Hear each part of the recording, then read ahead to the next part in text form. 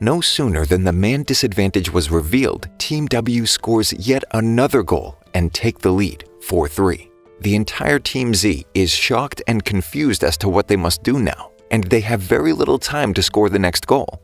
Team V are already runaway winners of the group, so if they want to keep their hopes of Blue Lock alive, Team Z had to score and at least draw the game before the game ended. There was another problem, however, with Kuon defecting to the other team. All of their tactics were revealed. Even with Isagi's spatial awareness, he can't do anything since all the movement of his team members are blocked. Kuon takes the ball away yet again, and this time fires another shot. Thankfully, Lemon stops the goal from happening. But Team W was in total control at the moment. With 5 more minutes to go, Team Z was looking like they were headed out of Blue Lock, never to achieve their dreams. Chigiri gets frustrated at himself. He remembers the time back in his childhood when he used to have that hunger in him as a striker. When he was younger, the Wanima brothers arrived at his school claiming to be the next hotshots in football, so he had to show them, with his skills, how he was superior to them. His speed was something else, and his close control made him a formidable force. While the Wanima brothers couldn't even make the starting lineup, Chigiri was in his prime. He felt he could beat the world. However, the day came that he suffered an ACL tear, a dangerous, potentially career-ending injury for a football player to face. Chigiri was devastated and put to rehabilitation for several months. Since he was still young, he would recover, but the doctors told him that if there was a similar injury again, he would probably never be able to play again. These words got to Chigiri's head, and ever since he was never able to use his full speed. It was as if he had shackles holding him down, put there by his own mind. The 5 remaining minutes of regular time are up, and a final 3 minutes are added. It was now or never. Isagi has the ball, but has no one to pass to. In a desperate attempt to score, he goes in by himself, pushing a frozen Chigiri and tries to score, but fails. Chigiri is irritated, but realizes that Isagi is just like he used to be, believing that he can be the best in the world and putting everything into football. Suddenly, the fire comes back to him. If in the next few minutes he couldn't do something, his journey in football would be over, and deep within, he did not want that to happen. Chigiri suddenly makes a run, and Isagi notices and makes a long pass towards the goal line. At this moment, the whole Team W is confident that this is just a wasted effort, but their eyes widen when they see Chigiri racing towards the ball. Even as the keeper is about to get it, he manages to get a toe on it and score the goal in the very final moments. The game is tied and the final whistle blows. Elsewhere, Team V has had another comprehensive 5-2 victory. The entire Team W is pissed at Kuon and starts beating him up for not revealing that Chigiri had gotten over his leg problem. Even though Kuon repeatedly states that he didn't know anything about it, they just pile over him until they are stopped by Isagi. After the game though, Kuon still hasn't changed. He's already in the room of Team V, making the same offer that he made to Team W, to let him score against them and he would reveal all the strategies of Team Z. Unluckily for him, Team V is not a scummy bunch. They're confident in their own tactics and don't need to be told what to do and how to do it. The next team meeting starts off with bad news. Team W had drawn their game with Team Y. With both the teams now drawn level on points and Team Z with a really bad goal difference, they had to win against Team V in order to qualify, which by itself is a daunting task. Not only was their team a man down now, but Team V was also ruthless with their goal-scoring ability. Kuon still refuses to be part of the team. He's already the top scorer and doesn't need to participate. If Team Z loses, he still gets selected just like that.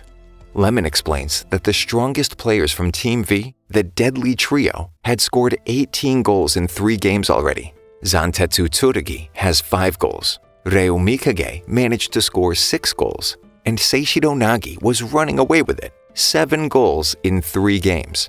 If they don't stop them, they can't win. In the Team V locker room, Nagi is back from training way earlier than the rest of his team. He explains that he just doesn't need to train that much, and Mikage knows that this is true. Only 6 months ago, Mikage, the son of a really rich businessman, was studying in a really good school. He was good at everything, and had everything he wished for, but he enjoyed nothing. One day, he stumbled upon football, a sport that thrilled him. However, his once supportive parents were not okay with him being a football player. Since he had started so late, there was no chance he could make it pro. Mikage had to prove his parents wrong. He then stumbled upon the potential greatest football genius he had ever seen, Nagi, a man with such control that he could catch a falling cell phone on his foot. However, the man had no interest in football and wanted to live a slacker's life. Mikage promises to give him a chill life if he becomes the best footballer ever with him. Back in Team Z's dressing room, Kuon is still, without question, going to be useless in the next game, so they need to work with what they have at hand. Ego then shows up on the screen and shows the new rankings. Even though Kuon practically cheated, he was still number 1 in the rankings. And if they lose and none of them score more goals than him, he would stay in blue lock while the rest of them are eliminated. Ego states that all their goals until now have been good, but unless they can replicate those goals, it would all be considered luck. They must examine how, when, and under what conditions their weapon made the difference in their victory. Only when they have mastered repeatability can they advance. They should play the game as though they are destined to win, rather than depending on chance to do so. Isagi is frustrated and heads straight to the practice field. He sees Bado of Team X. The man had already scored 10 goals, and since he was the top scorer in the entire building, he had already qualified. Isagi tries to see if he can learn something from Bado, but the man is in no mood for Isagi. Instead, the two start going one-on-one. Bado muscles his way through Isagi and scores a screamer from 23 meters out into the top corner. They go again, despite Bado being reluctant. And yet again, Bado scores another screamer. But this time, Isagi realizes that Bado has perfected his technique. This is what he needed to learn as well. He knew now that Bado could score from 23 meters if he was given the chance, so he decides to restrict him from getting into that range. However, Bado again surprises him by scoring a 27-meter screamer. Never reveal your ultimate skill. Isagi thanks Bado for helping him, even though all Bado did was humiliate him. The game then begins the next day, and Team Z is surprisingly well prepared. They manage to avoid letting Mikage and Nagi dribble past them and prevent Zantetsu from getting into his long-range shooting. Isagi then gets the ball and plays a long ball toward Gagamaru, who makes a shot and misses, barely. They are all fired up until the ball lands at Mikage's feet. He glances once at Nagi and launches a ball toward the goal, a ball so overplayed that the whole Team Z lets it go. But Nagi doesn't give it up. He ends up scoring a brilliant goal out of nowhere. That was the difference in class between the two teams. Team Z tries to shake it off and start an attack, but again, the ball is stolen away and finds its way to Nagi. This time, the guy is surrounded though. Surely he couldn't score, is what everyone thinks. But he surprises everyone yet again by pulling off a bicycle kick out of nowhere. It was all too easy for a genius like him. 2-0 down, and this time, Isagi tries to release Chigiri, their new secret weapon. But it turns out that Zantetsu is as fast as Chigiri and can cover all his moves.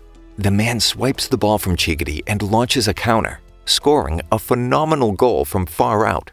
Team Z is devastated. They seem to have lost even before the first half was over. Their chance of victory was wearing thin, and so was the enthusiasm of the entire team. Everyone is disappointed, but Bachida is pumped up. He's excited that he's facing such an incredible team and wants to show that he can do incredible things too. Since only something magical could turn their games now, he decides to show off his hidden potential as the monster inside of him screams. Bachida gets the ball from Isagi and dribbles past everyone on the field. He amazes even the opponents with his skills and scores with a Rabona in this pressure situation. The team finally gets pumped up again. They know now that all they have to do was go above and beyond their limits and play like there was no second chance and find their true hidden ability. The ball then goes to Kunigami, and he knows that he can score if he gets the ball in a 23-meter range. But the area before him is crowded, and he has to take the shot now. He decides to trust his abilities and shoots from 28 meters out. The ball whizzes past the defenders and turns at the very last moment and enters the net. making the score 3-2. Heading into the second half, Team Z is still in the game with the score at 3-2. They are confident that they can win, and so is Team V. Team V decides to continue their attack, but the defense will be increased by one more player, with Zantetsu dropping back. The second half begins, and Isugi is the only one who hasn't really gotten a grip on the game yet. While all of his teammates are making brilliant blocks, saving the shots from entering their goal, he is still unsure if he can ever score and go beyond his limitations. The ball then reaches Chigiri, and Zantetsu is his marking man. Chigiri realizes that he cannot beat Zantetsu in a foot race in a short distance, since his ability is boosted by acceleration. So Chigiri makes a 10-meter pass ahead to himself, knowing that at the longer distance he can beat the man. He does just that, then races past the defenders, scoring the equalizing goal for his team. The score was 3-3. And just like Japan in this World Cup, coming together and equalizing in the second half, this game is not over. Thank you for sticking until the end. Subscribe for more videos like this.